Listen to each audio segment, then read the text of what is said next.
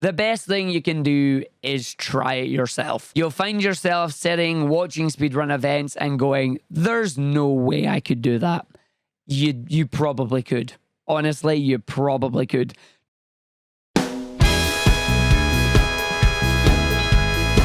Welcome to the fifth part of our 406,000 part series, Better Know Speedrunner. Today, we'll learn more about Argick.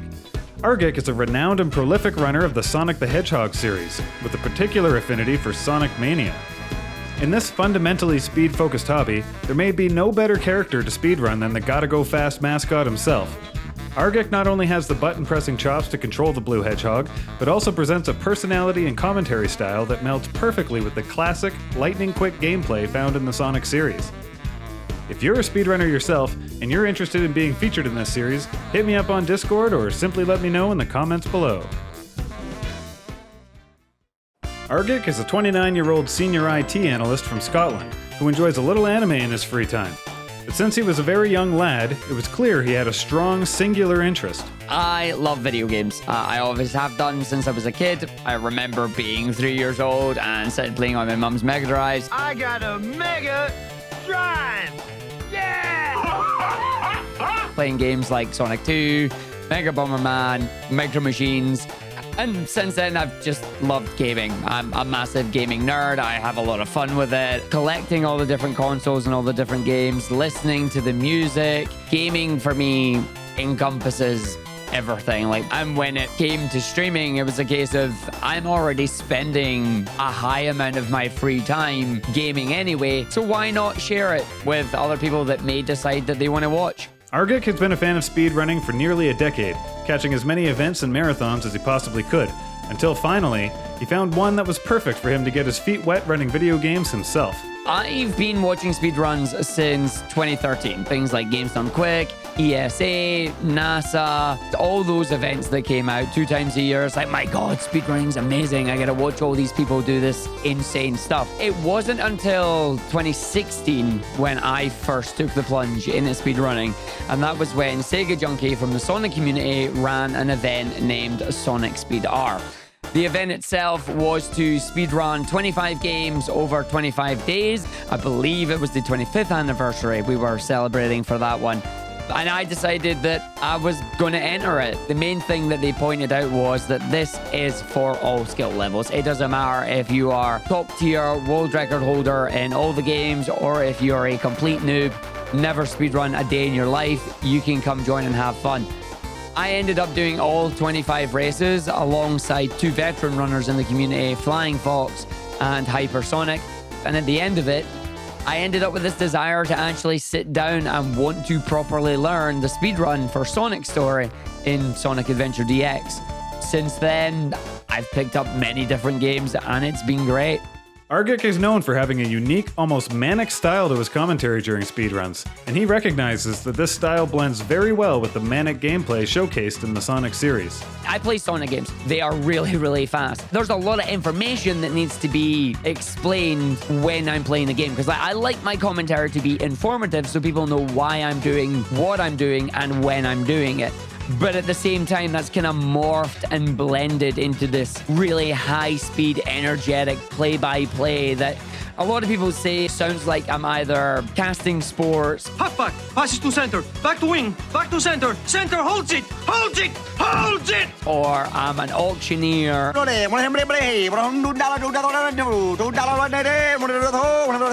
Sold for a buck. And I don't breathe through my nose like a normal human. And there's loads of memes that came from it. And honestly, I love it because a lot of people are coming through and they're like, oh, Argick's coming up. This run's going to be amazing. And even if they're not necessarily interested in Sonic, they just want to see how I handle, how they handle the commentary. It brings the energy. It brings a lot of fun. And it's so good. When it comes to personal speedrunning goals, Argick found himself teetering on the edge of a self-imposed deadline for a massive challenge in the Sonic speedrunning community. It was like the 29th of December. It was the last weekend before 2020 started. And I had a goal where I wanted to complete the Sonic 8 in a sub 4-hour time. The Sonic 8 is a multi-game speedrun originally created by Big John, where we speedrun Sonic 1, Sonic 2, Sonic 3, Sonic & Knuckles, Sonic CD, Sonic 3D, Sonic Spinball, and Sonic Mania all back to back.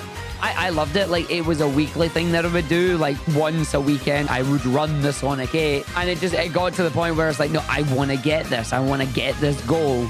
And then the last possible day, I did it. And it was amazing. Like, it felt good. Yes! He did it. He did the 4. He did the sub 4.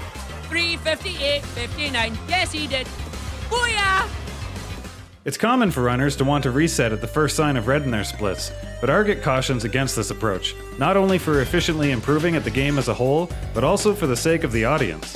One thing that I have seen with speedrunners in general is that sometimes they'll get super focused on trying to get that perfect early game, and they will end up neglecting the rest of the run. And I'm not talking about tricks that'll save like 5 minutes in the run. Like, those are stuff that you'll always want to try and go for. I'm talking about people who like come out of, say, the first 10, 20, 30 minutes of the run, and they'll be like, oh, I'm 30 seconds behind, I'm resetting, and we'll go again. And I feel like that's a problem when you get very reset heavy, because then you don't practice the mid game or the late game. That when you do finally get that perfect early game that you're looking for, you'll be very likely to mess up the later part of the speed run because you didn't get as much practice on that. Personally, I feel like it's better to get out a few runs, then focus on the areas that are problematic, and then go back into full game attempts again. That way you are not getting stuck in that loop of just doing the same 5 minutes over and over and over again. In my opinion, it also makes streaming far more entertaining when you actually run through the full game. I do understand that maybe while you're playing, you see your splits and you're already behind like 20, 30 seconds, and you know there's no way you can pull that back, so you want to just reset. But I feel like if you want to make the most of streaming and speedrunning, you need to find that balance of practice versus doing full game runs. Creating a career from your hobby takes a certain level of polish and dedication, but above all, it requires a non-negotiable time commitment, and fitting that around a job can pose challenges. I currently work part-time in my current job, and streaming is basically the other half of it. I have fairly little downtime between streaming, speedrunning, and working, which right now is required if I want to try and transition this from a hobby and actually take it into a career. I wake up around 8, 9 a.m. I'll do Ring Fit Adventure for 20 to 30 minutes. I'll then go wash up and eat breakfast. Then I'll start my morning stream around 11 a.m. and run that until 3 p.m. I'll chill for about an hour. At 4 o'clock, I'll then prepare and eat dinner. I'll start my evening stream at 6, run that until 9 p.m. Then I will do all my streamy stuff that I need to do between 9 and 9:30. Then just chill and play some games between 9:30 till about 11:30. I grabbed it! And then I'll head to bed. Argick's list of streaming inspirations is a veritable who's who of classic speedrunning, and his appreciation for those that helped him with his own runs shows beautifully as he's grown alongside a wonderful community. Critical Sid, Big John, Sega Junkie, Spike Vegeta, and more. Like, there are so many people, streamers that I've watched that I look up to with the quality of their streams or with the quality of the speedruns that they do. It's just like, it's amazing the stuff that they can do, the communities that they've fostered, and it really inspires me to go out and try and create something similar of my own, being able to have this community that comes in because they love watching speedruns, they love listening to my nonsense and just being silly and just lighting up people's days, you know, being entertaining while we do it. People who have helped me when first learning games include G-Pro and Just Lemrez with Sonic Adventure DX, Amber Cyperin helping me learn Sonic 3D Blast, and also just in general a big shout out to the Sonic Mania community as we all worked together during its launch to help route the speedrun into what it is today. Mania was the first Sonic game where I was actually able to help route and find glitches through the speedrun since the game released. Mania was the first time I could be like, I'm here from the beginning, I can help influence this game. And it's been amazing. It's absolutely been amazing, and I think the community is wonderful.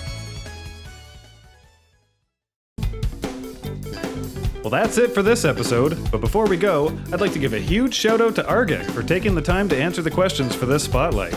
You can find links to his YouTube, Twitch channel, and Twitter in the description below. Don't forget to give him a follow. I hope you enjoyed today's Better Know a Speedrunner. If you did, please consider giving it a thumbs up, and to make sure you don't miss any future episodes, click that subscribe button.